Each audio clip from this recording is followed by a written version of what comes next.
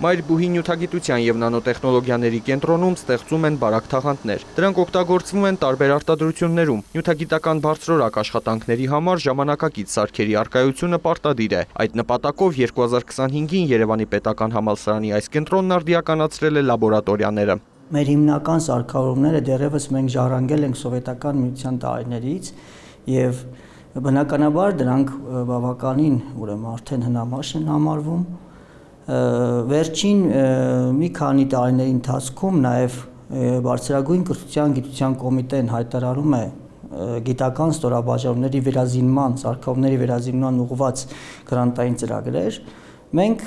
այս ընթացքում եղել ենք բավական ակտիվ։ Նախորդ տարի կենտրոնը ձեռք է բերել շուրջ 240 միլիոն դրամ արժողությամբ հզոր եւ բացառիկ սարքավորում՝ ռենտգենային ֆոտոէլեկտրոնային սպեկտրոմետր։ Տվյալ սարքավորումը արդեն մեր կենտրոնում գործում է, մենք կատարում ենք բազմաթիվ չափումներ,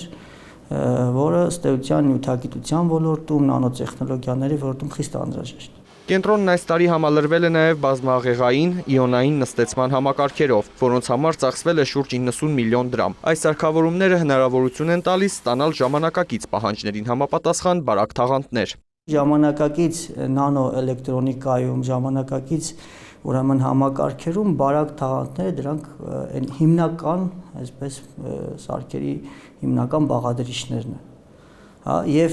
տվյալ սարքավորումները մեզ թույլ են տալիս արդեն ստանալ նմանատիպ համակարգեր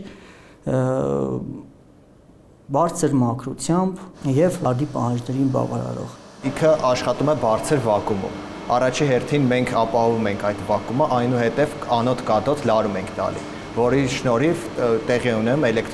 որոնց արանքում առաջանում է էլեկտրոնային աղեղ։ Աղեղը տաքացնում է թիրախը